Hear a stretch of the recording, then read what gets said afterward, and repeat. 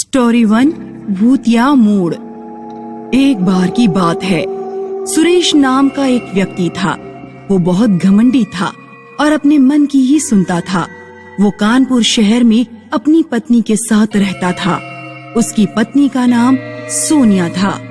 उन दोनों की शादी को 10 साल हो गए थे, पर सोनिया अंधविश्वास पर बहुत विश्वास करती थी।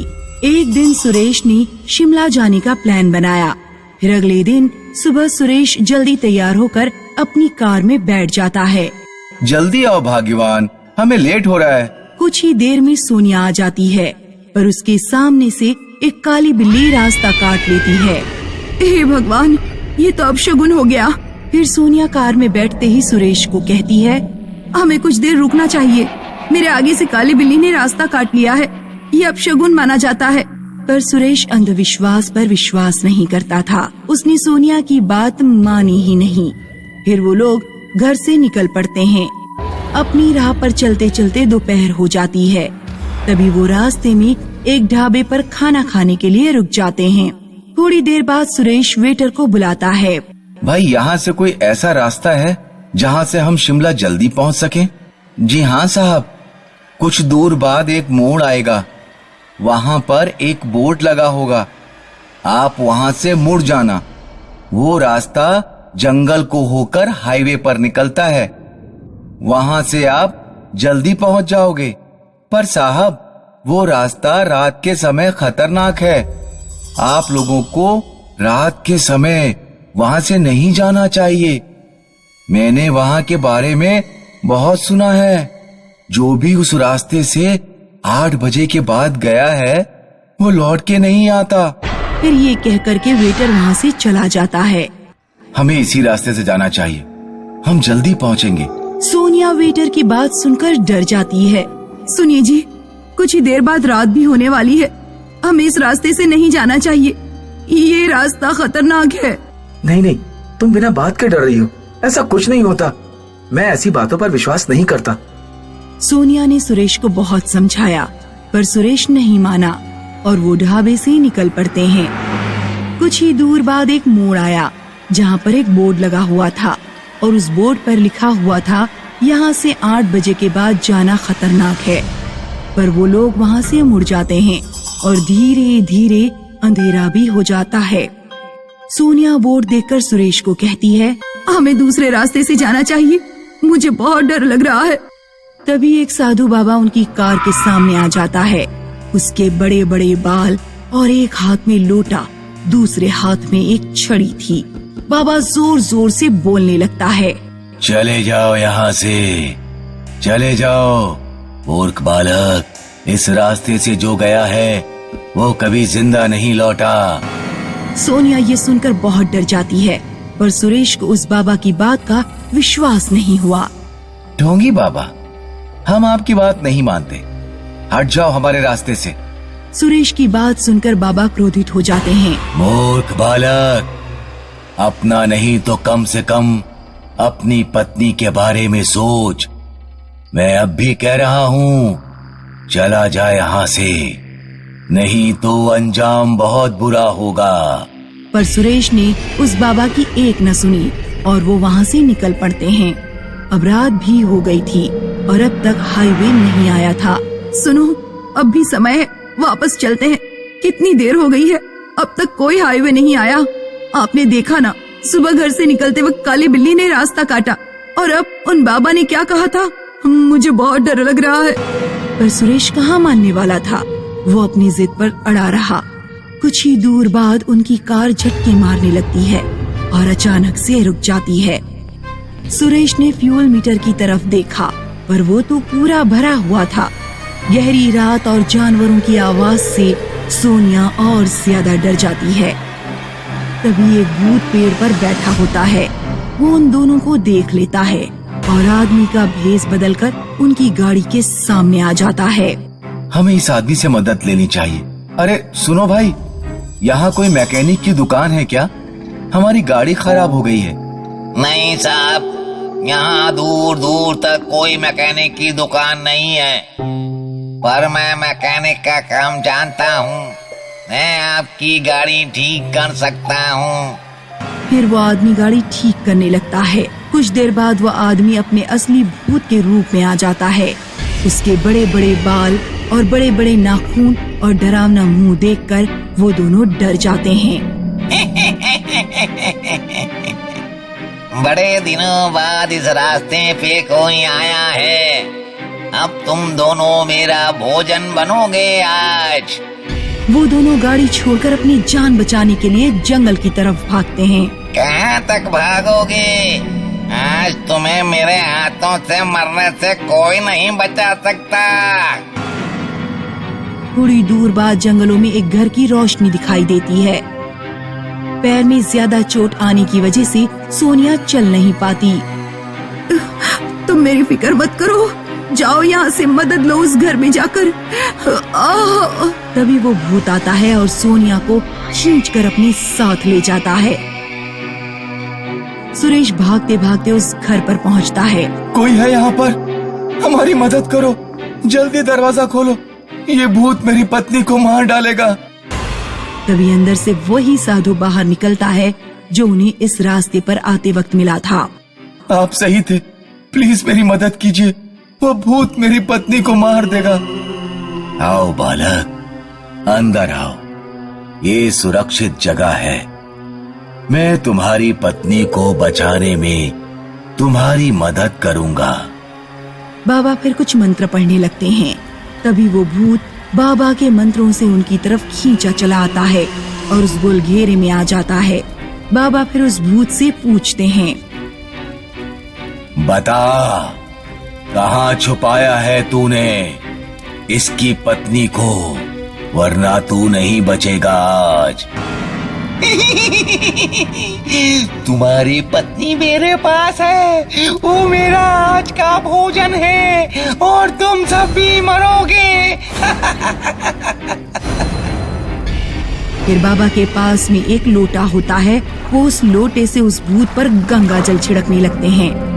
गंगा जल भूत पर छिड़क दिया जाए तो वो जल जल कर मर जाता है।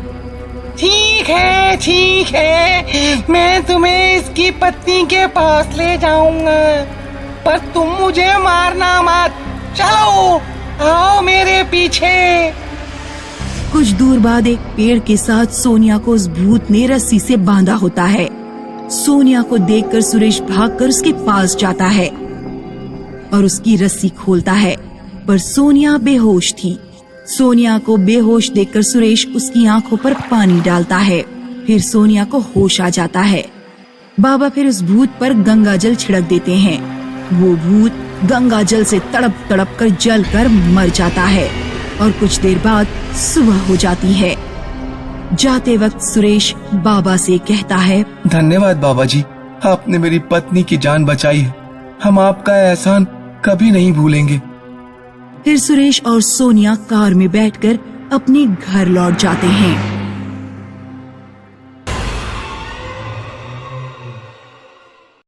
बिजनेसमैन रवि प्रकाश सिंह मुंबई में अपनी पत्नी नेहा और बच्चों दीपिका और आयुष के साथ रहता था। रवि काफी दिनों से एक जिम खोलने की सोच रहा था। एक दिन रवि का एक दोस्त अरुण रवि को बताता है कि उसने कोल्हापुर जाने वाले रोड पर एक पुराना बंद पड़ा जिम देखा है। नया जिम खोलोगे? नया जिम खोलोगे तो बहुत खर्चा आएगा। वो पुराना जिम शहर से थोड़ा दूर शांत जगह पर है, लेकिन हो सकता है लोग शांति के कारण ही वहाँ जाना पसंद करें। ठीक है, संडे को हम दोनों उस जिम को देखने चलेंगे। नहीं, मैं संडे को फ्री नहीं हूँ, तुम अकेले जाकर ही देख लेना। एक चौकीदार वहाँ रहता है, वो तुम्हें सारी जानकारी दे देगा। रवि संडे को अकेले ही कोल्हापुर जाने वाले रोड पर जिम देखने पहुंचता है। ऐसा सुनसान इलाका देखकर रवि को घबराहट होने लगती है।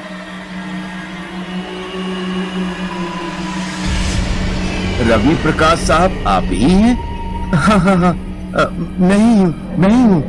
रवि पीछे मुड़कर देखता है तो बॉडी बिल्डर गायब हो चुका था। क्या यहाँ कोई एक्सरसाइज करने आता है? नहीं साहब, ये जिम पिछले 15 साल से बंद पड़ा है।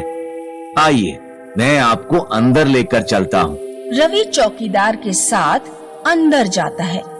अंदर उसी बॉडी बिल्डर की मूर्ति लगी थी, जिसे रवि ने अभी कुछ देर पहले बाहर देखा था। ये किसका स्टैचू है? ये बॉडी बिल्डर मोहित खन्ना है। ये जिम इन्होंने ही बनवाई थी और इन्हीं के अंडर में चला करती थी। क्या अब ये दुनिया में नहीं है? नहीं, 15 साल पहले बॉडी बिल्डिंग का एक कंपटीशन था, जिसमें इनके किसी प्रतिद्वंदी ने इनके खाने में जहर मिलाकर इन्हें मार दिया था। तब से ये जिम बंद पड़ी है। पहले तो रवि जिम खरीदने के लिए मना करता है, लेकिन चौकीदार बताता है कि उसे ये जिम मात्र 10 लाख में मिल सकती है। रवि सोचता है, इतने कम पैसों में इतनी बड़ी जगह? ये जगह है तो थोड़ी डरावनी, लेकिन मुझे तो यहाँ आना नहीं है। जिम की पब्लिसिटी कर दूंगा और एक मैनेजर रखवा दूंगा, फिर वही सब कुछ संभालेगा। रवि वो जिम खरीद लेता है और उसकी सफाई वगैरह कराकर आसपास के एरिया में नए जिम खुल जाने के पोस्टर भी लगवा देता है। पापा, मैं भी जिम जाऊंगा। मेरे सारे दोस्त जिम जाते हैं। पापा, मैं भी जिम जाऊंगी। मुझे भी अपना फिगर मेंटेन करना है। नहीं, कोई वहाँ नहीं जाएगा। रवि ऑफिस चला जाता है। दोनों बच्चे उदास होकर बैठ जाते हैं। बच्चों, उदास होने की जरूरत नहीं है। तुम दोनों जिम चले जाओ, लेकिन पापा के लौटने से पहले घर वापस आ जाना। Thank you mummy. ये जगह तो बहुत डरावनी लग रही है। अब चलो वापस घर चलते हैं। तुझे जाना है तो जा, मैं वापस नहीं जाऊंगा।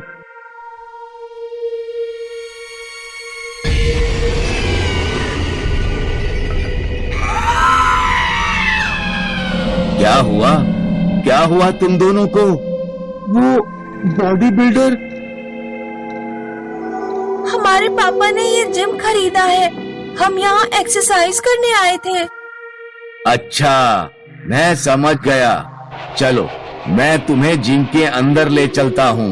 आयुष और दीपिका अंदर पहुँचते हैं तो देखते हैं कि जिम के अंदर बहुत सारे लोग एक्सरसाइज करने में लगे हुए हैं। ये देखकर उनका डर गायब हो जाता है। चलो, हम भी एक्सरसाइज करते हैं। दोनों डंबल उठाकर एक्सरसाइज करने लगे।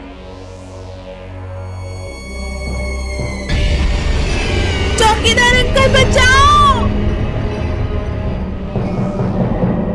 मम्मी, पापा, कोई तो हमारी मदद करो। उधर रवि घर पहुंचता है और अपनी पत्नी से पूछता है, दीपिका और आयुष कहाँ हैं? वे दोनों जिम गए हैं। अरे तुम पागल हो क्या? तुमने उन्हें बाहर क्यों भेज दिया? रवि तुरंत तेजी से कार चलाता हुआ जिम पहुंचता है। जिम के अंदर आयुष और दीपिका बेहोश पड़े थे। रवि उन दोनों को कार में डालता है और घर लेकर आता है। आयुष और दीपिका को होश तो आ गया था, लेकिन उन्हें सदमा पहुंचा था। वे डर के कारण कुछ नहीं बोल पा रहे थे। लगता है मुझे ही जिम जाकर चौकीदार से पूछताछ करनी पड़ेगी। रवि उसी समय कार लेकर जिम जाता है, लेकिन चौकीदार वहाँ नहीं था।